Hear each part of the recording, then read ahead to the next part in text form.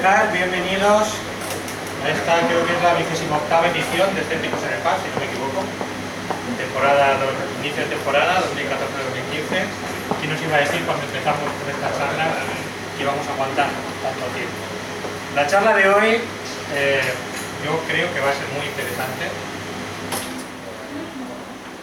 Supongo que todos conocéis a Carlos López Muñoz. No requiere presentación. Sí que me gustaría comentar que hace mucho tiempo, más tiempo que los Escépticos en el Parc, hacíamos unas charlas en Magoria y ahí este señor dio una charla que demostró que el efecto placebo no existe. Entonces yo desde entonces cada vez que dicen esto es por efecto placebo, digo, pues no, como coño demostró que el efecto placebo no existía. Así que supongo que la charla de hoy ayuda a Doping a ganar el Tour de Francia. Puede ser que también esconda para hacer una sorpresa, ¿no? Así que os dejo con él y él lo explicará. Un aplauso.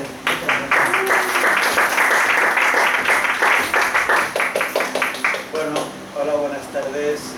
Muchas gracias a todos por haber venido a este formato de reuniones que tienen tanto éxito y que llevan ya tanto tiempo en marcha. Me parece que es el ambiente idóneo para charlar un rato más que para dar conferencias, por favor. Yo tengo aquí una serie de ideas puestas, pero si tenemos que cambiarlas, el rumbo de la exposición por cómo sale el debate, por mí encantado, no tengo ningún interés en seguir el tema.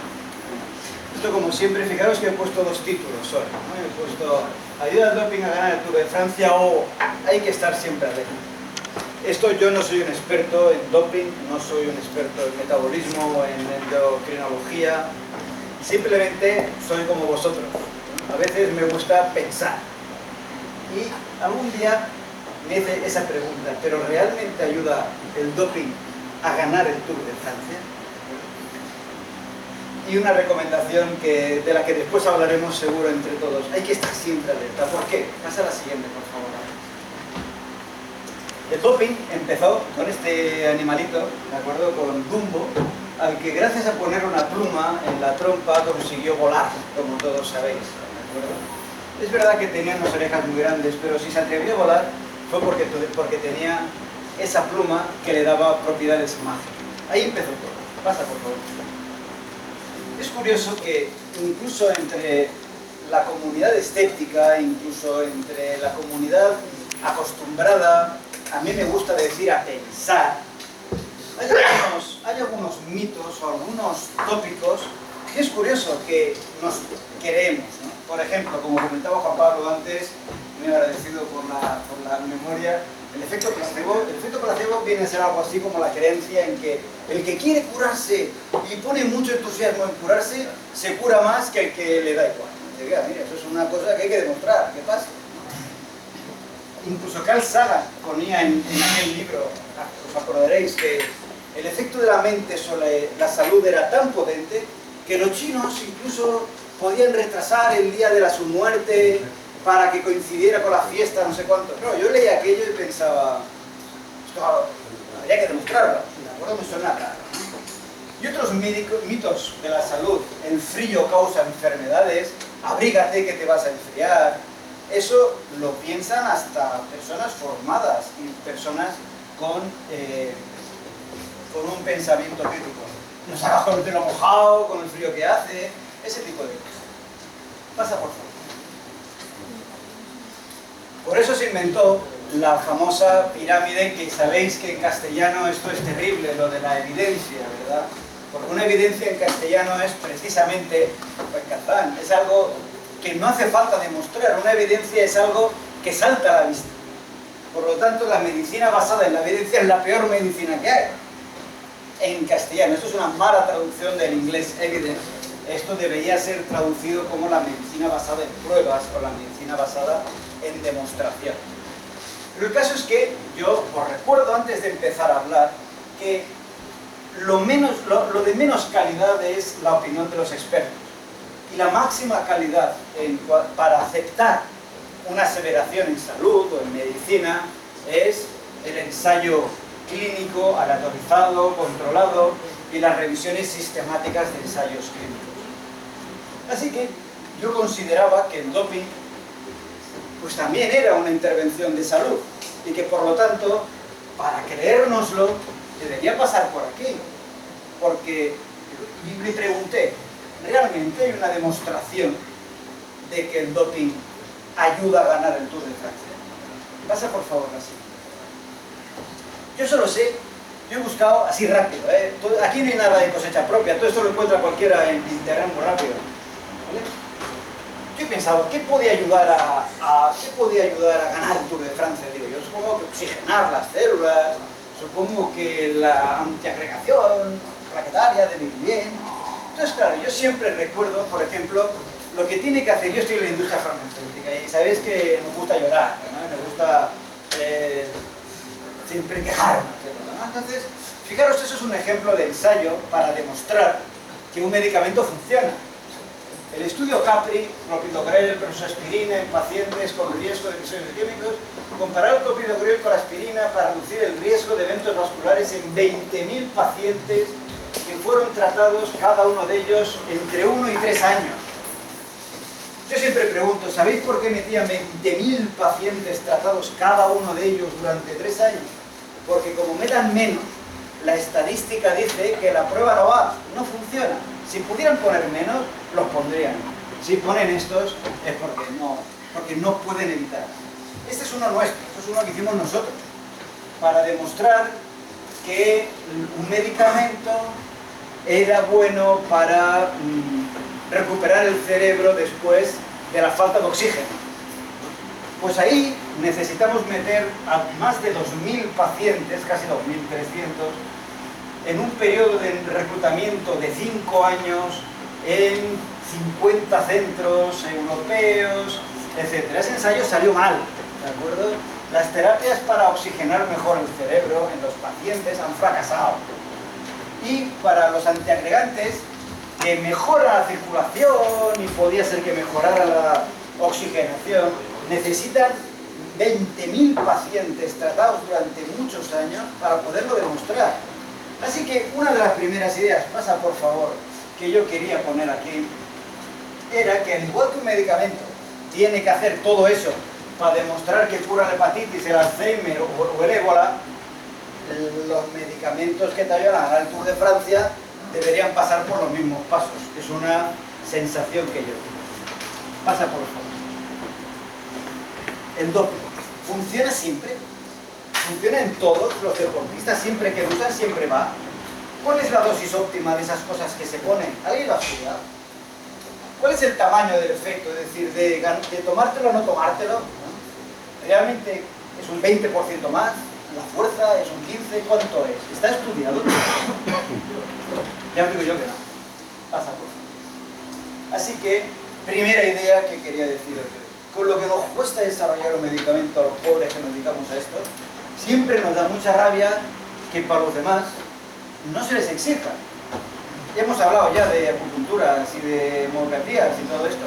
Pero yo en doping, pues dije, me planteé, y bueno, vamos a ver si realmente tiene la misma demostración que tiene un medicamento. Esto es pura queja, esto es de quejita, por eso es de rabia. Sí, por favor. Hay una cuestión que afecta mucho al doping, y esto sí que creo que es interesante, que a lo mejor sí que es una novedad. Es lo que hablamos de variables funcionales o variables subrogadas. Yo esto lo he padecido un poco con el ictus, os lo cuento.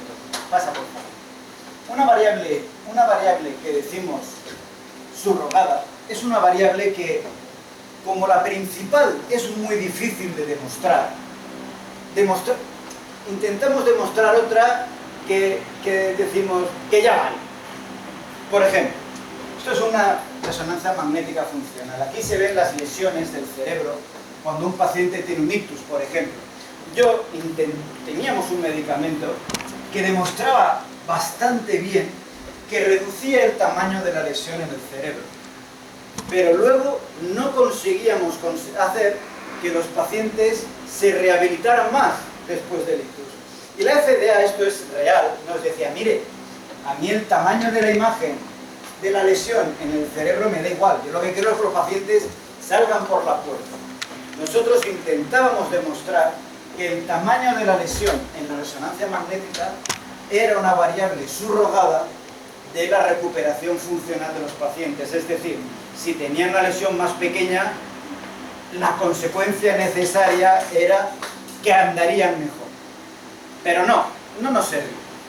Pasa por favor. Por tanto, y en el doping eso es muy relevante, porque al igual que no es lo mismo mejorar la imagen cerebral que mejorar la rehabilitación, al igual que no es lo mismo reducir la agregación plaquetaria que mejorar la supervivencia, que es la variable real, al igual que no es lo mismo mejorar la generación de células madre que curar la esclerosis múltiple, no es lo mismo mejorar el hematocrito que mejorar el rendimiento.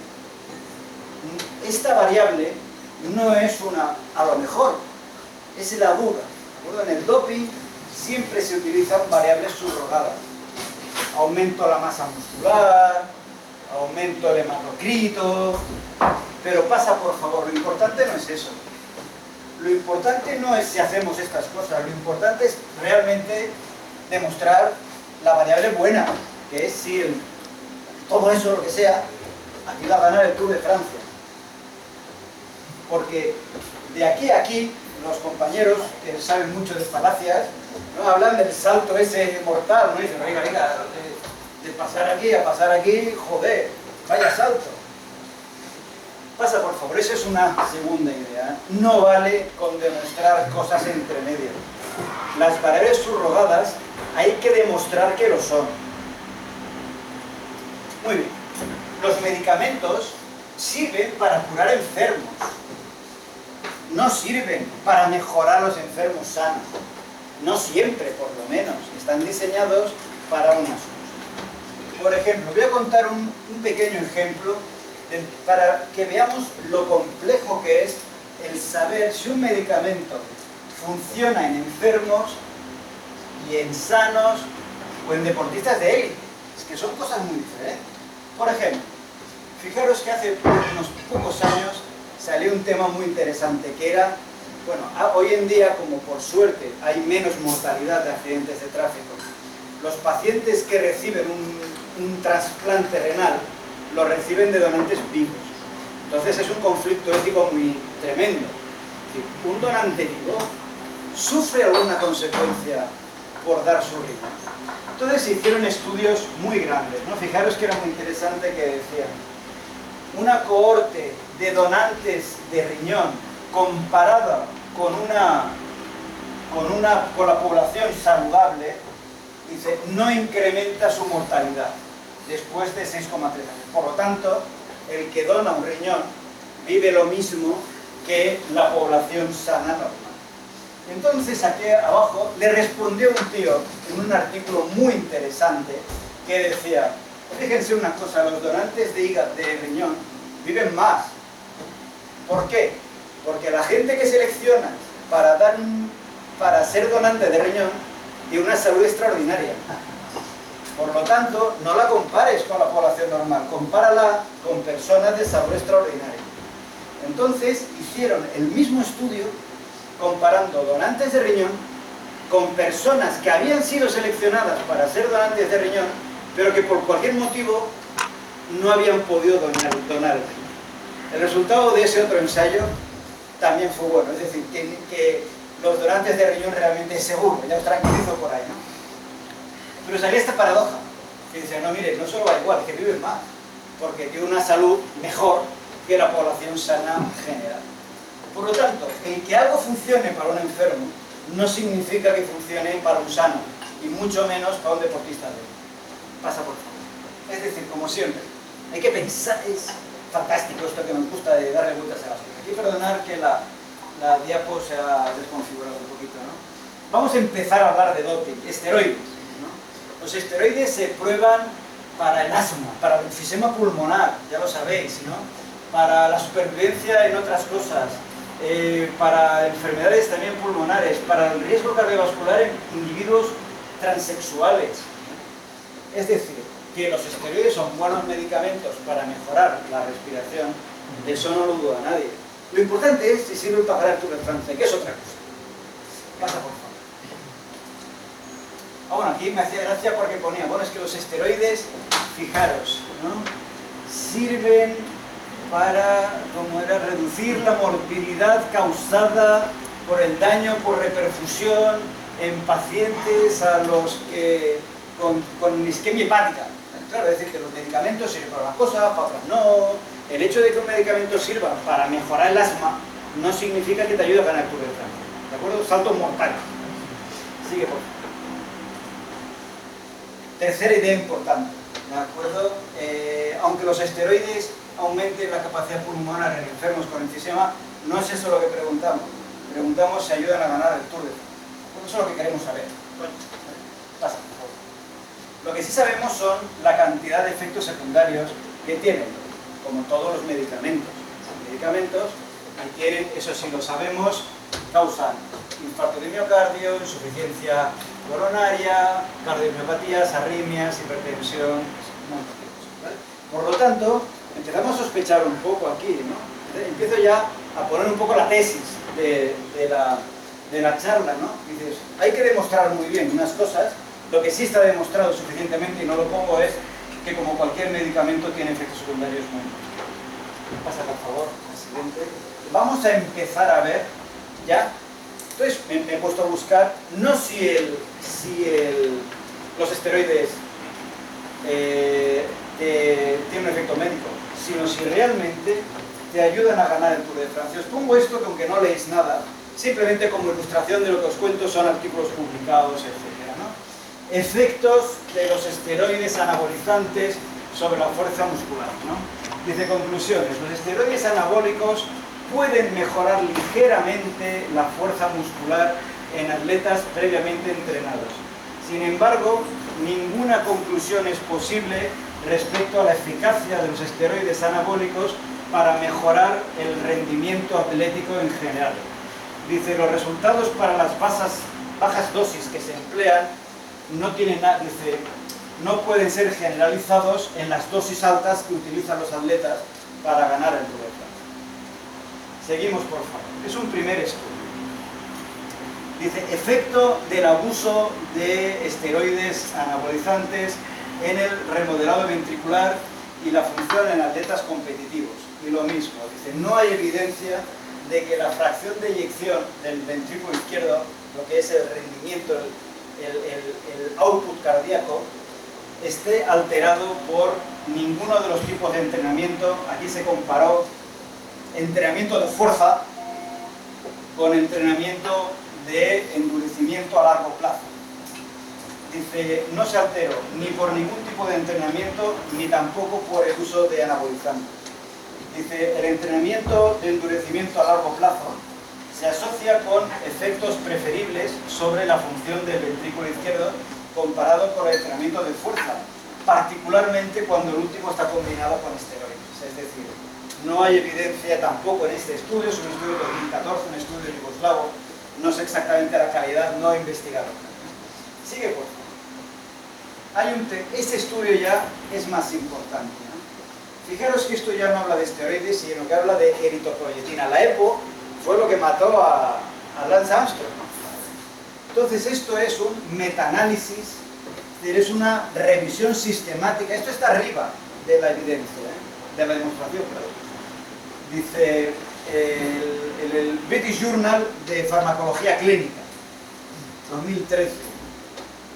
Dice, bueno, ya lo dice el título, ¿no? Doping por eritropoyetina en el ciclismo. No hay evidencia de la eficacia y hay un riesgo-beneficio negativo. Es decir, después de revisar todos los dice, una revisión sistemática de toda la literatura disponible se lleva a cabo para examinar la demostración de las propiedades de este medicamento, que es normalmente usado para tratar la anemia en pacientes con fallo renal crónico. Dice, los resultados de esta búsqueda de literatura muestran que no hay base científica para concluir que la eritropoyetina recombinante humana tiene propiedades mejoradoras del rendimiento en ciclistas de élite. Una búsqueda sistemática dice, pasa por favor, este estudio tuvo una gran repercusión en la red. Fijaros tú, poner EPO y cycling, ¿vale? No evidencia de EPO doping, EPO no benefit in cycling, EPO doping in cycling. Es decir, no está, yo como siempre, vosotros ya sabéis, yo no puedo demostrar que la eritropoyetina no funciona. Lo que sí os puedo decir es que hay dudas razonables de que no está demostrado de que la eritropoyetina funciona. Pasa, por favor. Fijaros, lo mismo, un ensayo clínico aleatorizado en el American Journal de Metabolismo y Endocrinología. Efectos metabólicos del entrenamiento a largo plazo combinado con eritropoyetina, lo mismo. Fijaros, dice que el entrenamiento y la eritropoyetina ejercen efectos opuestos en la lipólisis, en la movilización de la grasa en condiciones basales. Dice, se incrementan los ácidos grasos libres y la fracción de grasa en el hígado después del tratamiento con eritropoyetina. Es decir, que probablemente tiene un efecto de engorde y de generación de grasa que es contraproducente. Pasa, por favor. ¿Vale? Bueno, el lactobeguín, esto lo veías, ¿no? El lactobeguín también se puso de moda, los rusos traían. Yo conocí el lactobeguín muy bien como medicamento. El lactobeguín se intentaba usar también para curar patologías cerebrales. El lactobeguín es una guarrada, es un extracto de proteínas bovinas. Es un medicamento, eso que no está autorizado en Europa, porque no tiene efecto como medicamento. Pero los atletas los encuentran, se ponen ciegos de lactobeguín, ¿vale? Los ciclistas sobre todo. Aunque es muy difícil de creer, aunque es unlikely, ¿no? Aunque es poco probable que esta sustancia deproteinizada tenga propiedades para mejorar la capacidad de oxígeno, hay una creencia anecdótica de que el lactobeguín puede incrementar el rendimiento de un atleta. Entonces, fijaros, en este estudio piloto, los jugadores que estaban en el grupo de lactobeguín fueron capaces de volver a entrenar 8 días antes. Vale, perfecto. Aquí hay un efecto curioso, positivo del lactobeguín, porque parece que puede recuperar lesiones musculares. Dice, pero nada de incrementar el rendimiento del atleta tampoco. Pasa, por favor. La cuarta idea que yo presento hoy aquí es que no está demostrado que el doping gane el Tour de Francia. No está demostrado lo contrario tampoco. Yo me libre. No puedo demostrar que el doping no te ayuda a ganar el Tour de Francia. Pero no está demostrado. Sigue, por favor. Sin embargo, Armstrong fue condenado por tomar EPO, que es una idea curiosa, porque claro, es como Dumbo, a lo mejor. Dumbo creía que volaba por la pluma, pero volaba por las orejas. Pues este tío, después de entrenar todo lo que entrenó, se creía que ganaba por la pluma, que era la EPO, pero no ganaba por el entrenamiento, seguramente. Pasa, por favor. Incluso aquí se me ha desconfigurado esto, dice, Lance Armstrong absuelto, la EPO no da beneficio a los ciclistas, o sea, habría que devolver los Tours de Francia. La verdad es que no, porque la EPO estaba prohibida. O sea, a Armstrong no le han quitado el Tour de Francia por consumir sustancias que mejoran el rendimiento. Le han quitado los Tours de Francia por tomar sustancias prohibidas. Es distinto. El reglamento ponía que estaba prohibido. Pero no soy el primero, no somos los primeros que nos planteamos esto. Está en la red. Hay gente que ya dice que habría que devolver los Tours de Francia a Armstrong. Pasa, por favor. No solo esto, sino que hay muchos artículos diciendo es ridículo que prohíban que castiguen a los deportistas que no pasan el test de doping. Porque, bueno, en este artículo el profesor Schuster propone el provocativo argumento de que ya que no hay pruebas aceptables de que los medicamentos mejoren el rendimiento competitivo, ¿para qué lo vas a prohibir? Lo que tenemos que hacer probablemente es explicarle a los atletas esto, de que no está demostrado, que a lo mejor no sirve para nada. Pasa, por favor. Dice, fijaros, este Cohen es el autor del artículo ese de la eritropoyetina que decía que no tiene efecto. Dice, aunque el doping está prohibido, la presión para ganar en los deportes es tan grande que algunos atletas parece que van a probar lo que sea para tener una ventaja. Dice, cuando los atletas de élite y sus entrenadores descubren que no hay demostración del beneficio, pero que sí que hay un riesgo claro de perjuicio, yo espero que muchos de ellos reconsiderarán intentar engañar. Dice, la educación puede intentar, puede trabajar donde o sea, la educación puede ser más efectiva que las sanciones. Las sanciones han fracasado, pero si le explicamos a los atletas que no se dopen, no porque les voy a quitar el tour, sino porque les va a causar un infarto y no les va a ayudar a ganar el tour, tal vez eso podría funcionar. Pasa, por favor. Por eso os digo que no somos los primeros que nos hemos planteado esto, ¿no? Fijaros que otros expertos, esto es un abogado que propone que no se prohíba el doping y da varios argumentos. Entre ellos el argumento de la irrelevancia del dopaje. Dice, el dopaje, al menos en su situación actual, no ofrece resultados milagrosos, de forma que a partir de la ingesta de una pastilla o lo que sea, el deportista vaya a obtener resultados deportivos extraordinarios. Hay mucha gente que lo sabe. Pasa, por favor. Incluso lo que es las pruebas, ¿no? Dice, anda que hay ciclistas que se dopan y no ganan nada. Claro, es lógico, no todos los que... ¿Vale? Sigue, por favor. Quinta idea. Hay una probabilidad relevante de que haya médicos ignorantes o sin escrúpulos no lo sé, que estén arruinando las carreras profesionales de los deportistas a cambio de nada. Les arruinan la carrera sin ayudarles a ganar el Tour de Francia, o incluso a los que lo ganan. Pasa, por favor. Y con esto acabo un poco la propuesta del Tour, ¿no? Fijaros que ya voy acabando esta exposición, hablando de otros mitos, ¿no? Fijaros que el primer mito en este artículo sería, ¿cuáles son los 10 mitos en salud más importantes? Es decir, el más grande de todos, que el clima frío le hace enfermar. Como todos sabéis, las enfermedades las causan las bacterias, los virus, etc. No el frío. Nuestro organismo está a 37 grados. Allá afuera, 5 grados o 20 o 30. El clima frío a las bacterias ya les viene fatal. De acuerdo, que les gusta es el calorcito, porque como viven a 37 grados, el aire, entonces hay otras personas que dicen, no es que el aire entra frío y los pelillos de la tráquea, mentira. El aire que entra por la nariz se calienta en un segundo. Cuando está aquí ya está caliente. ¿De acuerdo? Bueno, pasa por favor. Con esto os quiero decir de algunos mitos que incluso personas con un espíritu escéptico, con un espíritu crítico, nos creemos. Pelo, por favor, no salgas, que hace mucho frío, no salgas con el pelo mojado. ¿Vale?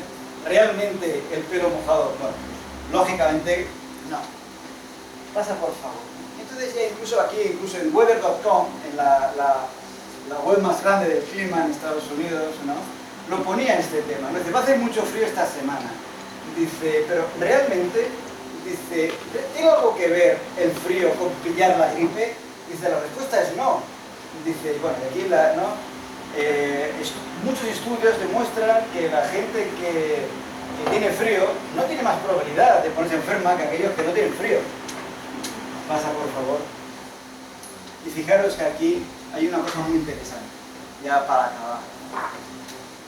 Habla en el British Medical Journal, hablaban de los 10 mitos o también más importantes o más extendidos, incluso entre gente educada en relación a la salud, ¿no? Dice, la gente debería beber por lo menos 2 litros de agua al día, solo usamos el 10% de nuestro cerebro. Dice, el pelo y las uñas crecen después de muertos, cortar el pelo hace que crezca más fuerte.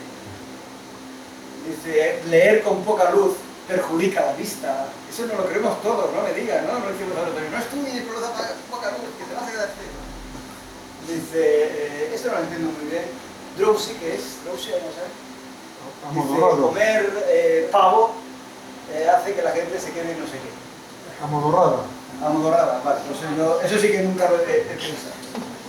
Dice, y bueno, y los teléfonos móviles causan interferencias con los instrumentos de los hospitales. Fijaros que esta frase es muy interesante.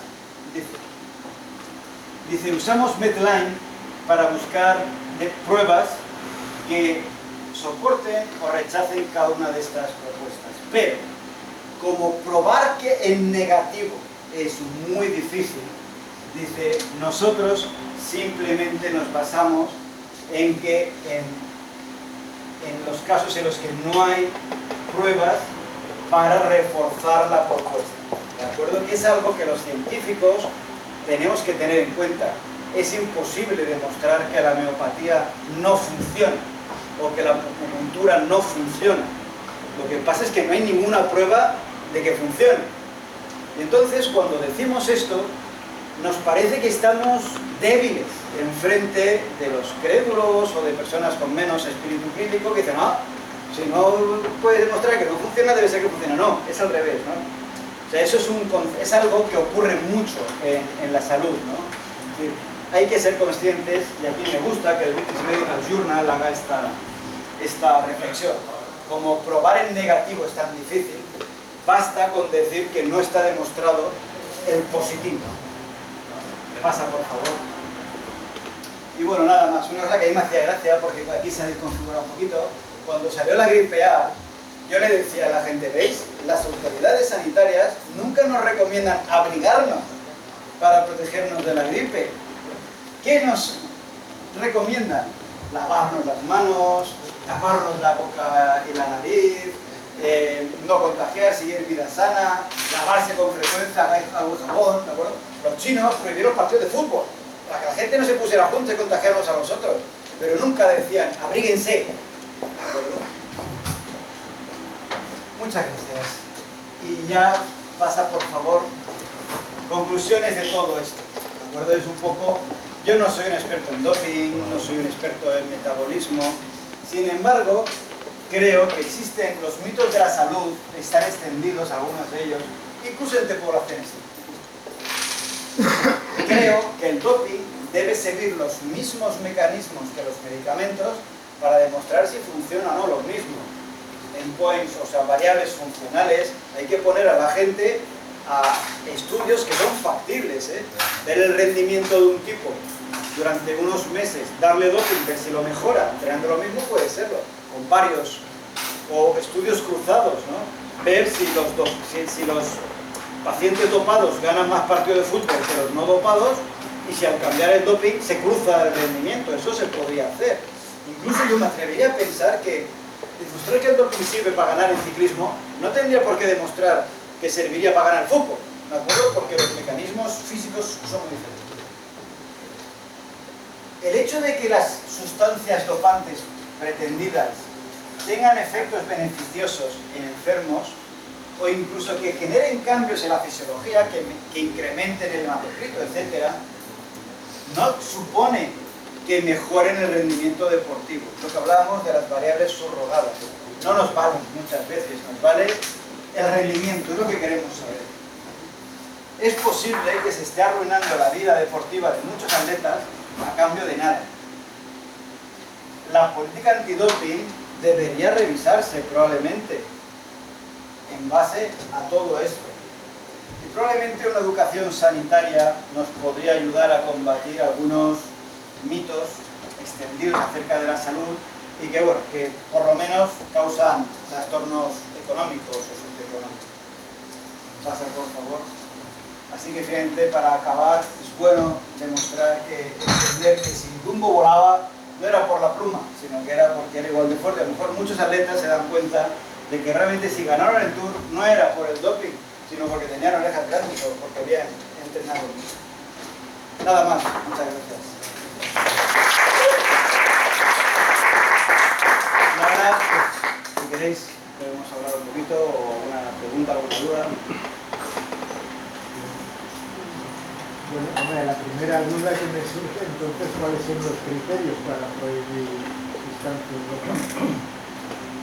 Hay mucha... bueno, fíjate que, claro, imagínate yo por lo que he estado viendo estos días. Yo insisto que todo esto, yo no soy un autor, pero sí que he estado leyendo un poco. Lo que sí que está claro es que hay razón para prohibirlas, porque causan daño y no dan ningún beneficio. Entonces, habría que prohibirlas. A los atletas hay que decir, no seáis burros, no os dopéis, porque os va a generar un infarto y nos va a hacer ganar el Tour de Francia. Entonces, la prohibición podría tener ese sentido, de proteger su salud. Pero como decía aquí el Cohen podría pensarse que una educación, que el decirles eso ayudaría más. Ningún atleta va a ser tan imbécil de tomarse una sustancia cuando es muy improbable que funcione. Cuando yo hablo de este tema con gente educada, no suelen creérselo. Me dicen, pero ¿cómo van a estar? ¿Cómo es posible? Y digo, pues, chico, no encuentro ningún estudio de verdad que diga que funciona.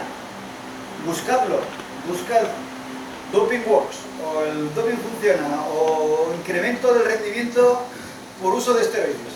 No hay estudios, y sin embargo, en contra, no son estudios grandes, pero los hay, los hay. Yo también os digo una cosa,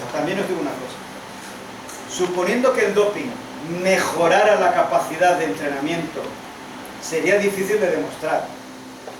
También os lo digo, pero no está demostrado, ¿vale? También os lo digo. Por ejemplo, hay medicamentos que yo creo que funcionan para mejorar la rehabilitación de los pacientes en base a datos incidentales, anecdóticos, animales, etcétera, pero que no somos capaces de demostrarlo. Eso también ocurre. ¿De acuerdo? Que el investigador ve que funcionan los perros, que funcionan los ratones, que este estudio en pocos pacientes funciona, que ¿sabes? Los pacientes dicen que va bien, los médicos, su experiencia dice que es buena, hay muchos datos, pero cuando tú metes el ensayo clínico gordo, bien controlado, bien comparado, no da. Entonces yo creo que podría pasar eso, También lo digo, que podría ser que funcionara y que demostrarlo sea difícil. Pero, entonces a tu pregunta de por qué se prohíbe, yo diría, podrían prohibirse para proteger la salud del atleta. Pero como decía este médico, yo propondría una labor de explicar de educación más que la de las sanciones, que a lo mejor es más útil.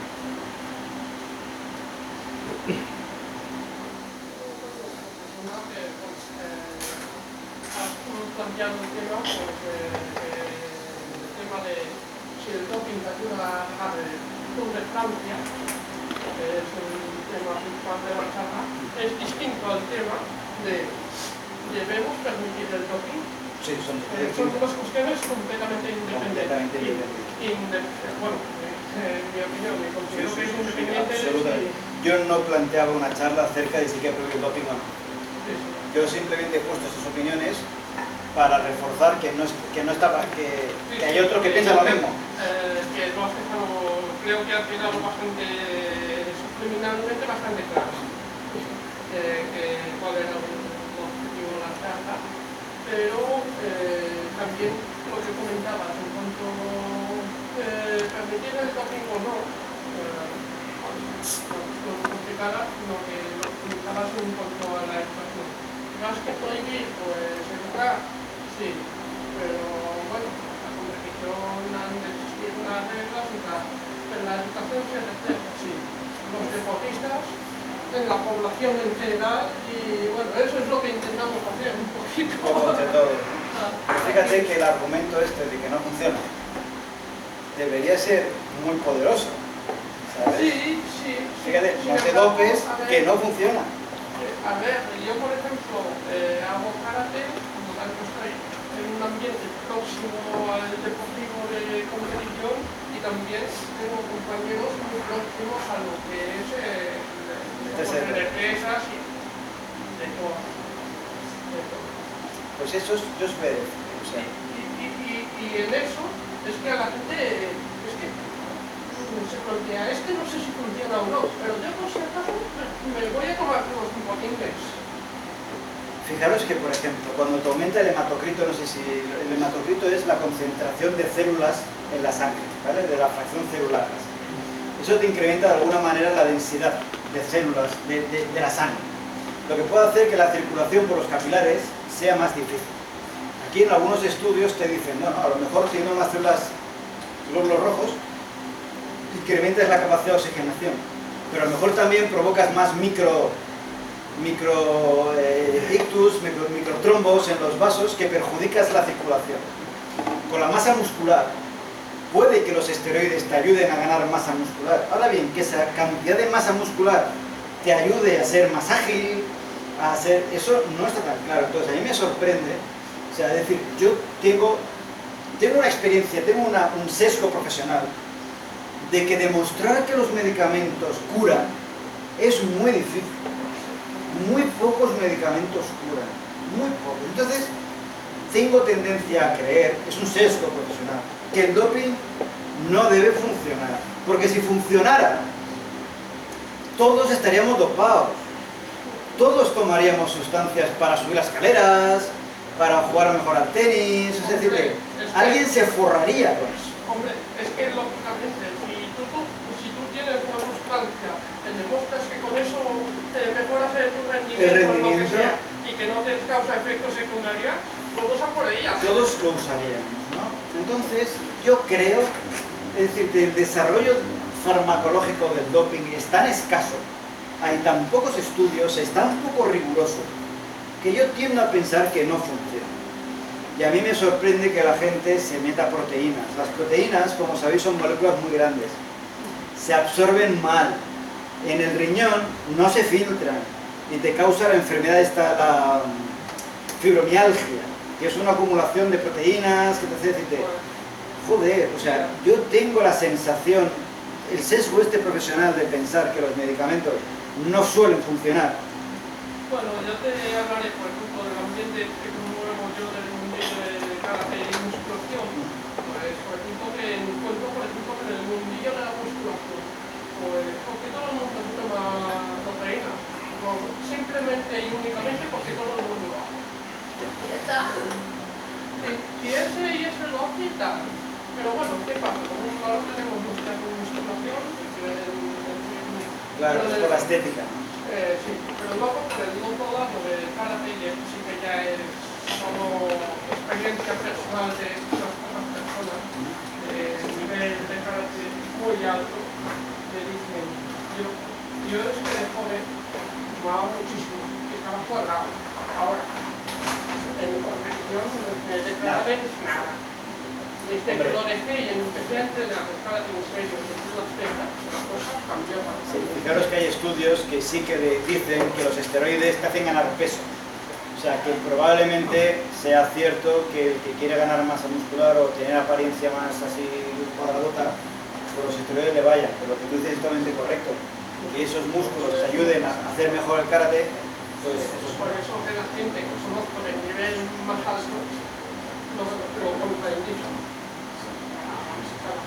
No es que gente la haga mucho caso. ya, pues el siguiente paso. A menos que la experiencia personal de esta persona. Es que yo no diría como pero es que mejor no. Bueno, tenemos un estudiante aquí que está haciendo un trabajo de investigación sobre esto. ¿Qué tal? ¿Lo que has oído que te ha sorprendido un poco o no? ¿O en tu entorno o lo que has leído, lo que has podido ver, cuadra con lo que tú ves o no? ¿Sí? ¿Tú has visto, habías oído que es probable que el doping no funcione? Nunca lo habías oído. Es que es muy difícil, pero yo creo que para tu trabajo de investigación es una faceta muy interesante. Que pongas, bueno, todo esto que pongo aquí, eso es suponiendo que funcione. Porque tal vez no funcione. Porque eso es una visión que pocos trabajos sobre el doping van a tener, porque nos lo creemos. Yo no sé por qué hasta los escépticos pensamos que el doping debe funcionar. ¿Cómo no va a funcionar? Pues no, ni siquiera eso. Por eso ponía lo de que estar siempre alerta, ¿no? Porque hay cosas que hasta que hay que planteárselo todo, ¿no? Incluso cosas que tenemos como muy digeridas. O sea, yo creo que para ti mejora el trabajo que plantees las dos visiones. Una, que puede ser que funcione. Yo no demuestro que no funcione, pero decir alto ahí que puede ser que no funcione. Y a mí me gustaría hablar con atletas y preguntarles cuál es su reacción al saber que seguramente no funciona. si eso les haría cambiar de opinión o no. Porque yo una vez también leí un estudio que cuando tú le preguntabas a los atletas olímpicos, si tú supieras que tomarte una sustancia dopante te iba a permitir ganar la medalla de oro, pero que te iba a matar a los 40 años, ¿tú te lo tomarías? Y los atletas decían sí. O sea que cuando el atleta de competición piensa eso, es muy difícil erradicar. Lo que hay que decirle es, si una sustancia te va a matar a los 40 años y no te va a proporcionar ningún beneficio, tú te la seguirías tomando. Entonces, claro, yo supongo que la respuesta seguiría siendo que no. Pero tú decías, no te lo pienses, porque muchos de ellos dirán, por si acaso. Bueno, por si acaso es muy curioso, Yo tengo una pregunta desde la total ignorancia. Están hablando de estas sustancias de dopaje que no funcionan, pero ¿hay cosas que funcionan? No sé, por ejemplo, si tú tienes sueño, te tomas un café, no duermes. Se han hecho estudios que, por ejemplo, sobre el mismo café sí que tiene mejora cognitiva ante un examen. Con esto de los atletas, ¿hay alguna sustancia reconocida que sí que te permita...? Yo no lo sé. Yo realmente no lo sé. Yo, con lo que... Yo te digo dos cosas a tu pregunta, ¿vale? Los medicamentos tienen efectos modestos.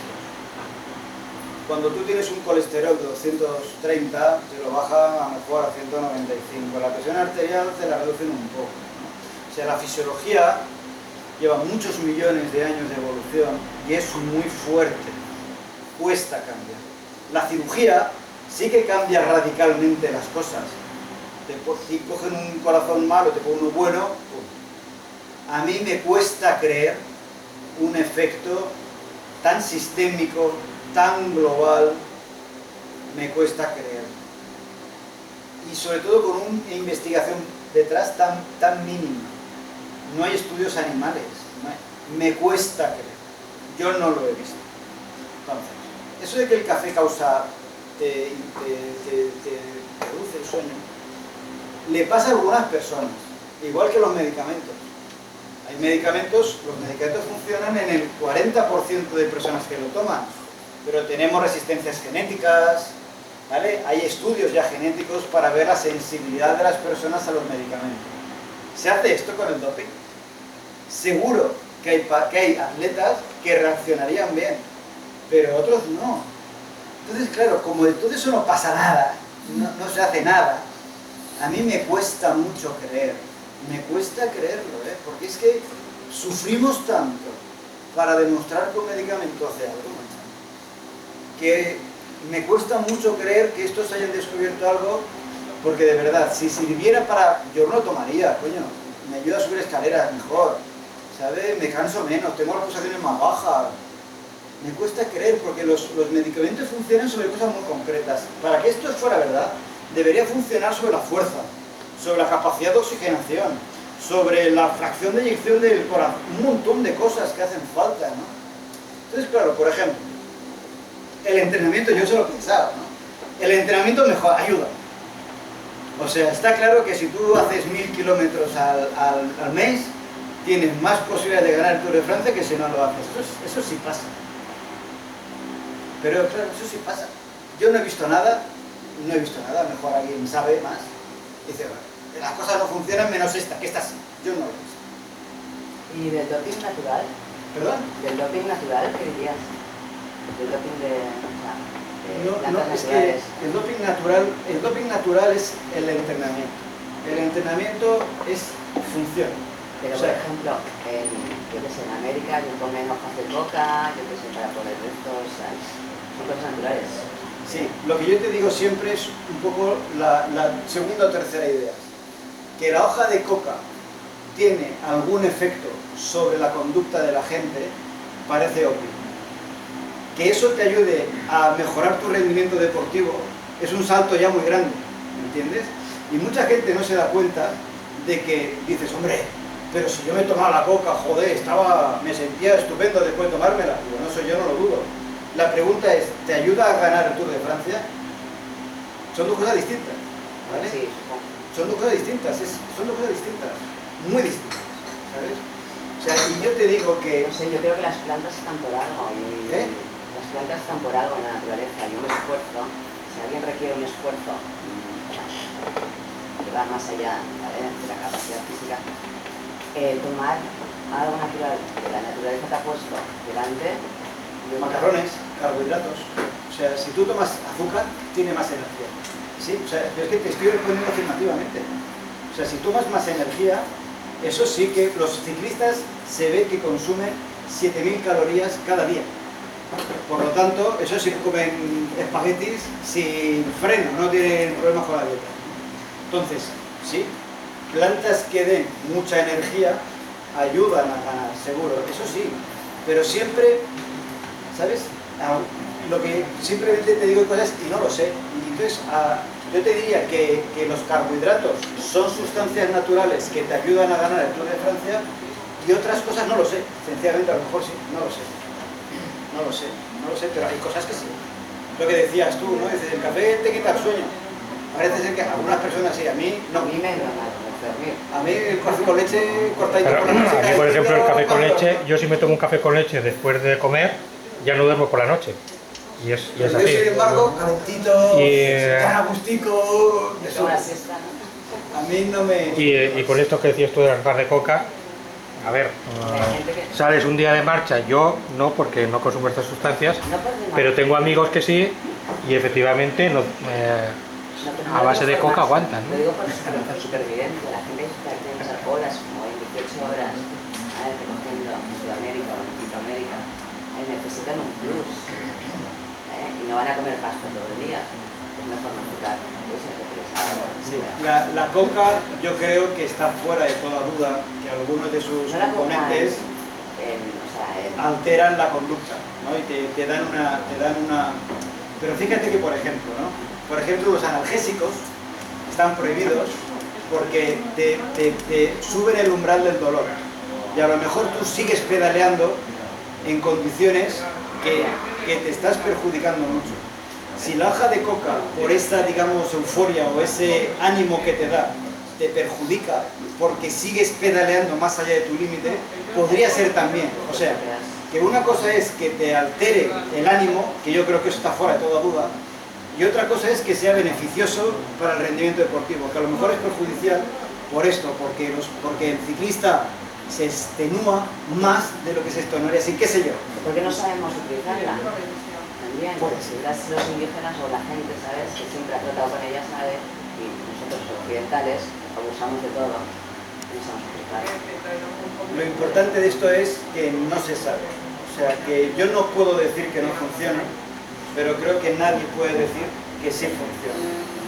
Y las alteraciones y los trastornos que eso le ocasiona a mucha gente, para mí me resulta fascinante pensar que Lance Armstrong haya ganado sus 7 Tours de Francia legalmente y ha tenido que pasar por lo que ha pasado, porque un médico sin escrúpulos le ha puesto una pluma en la trompa haciéndole creer que era eso lo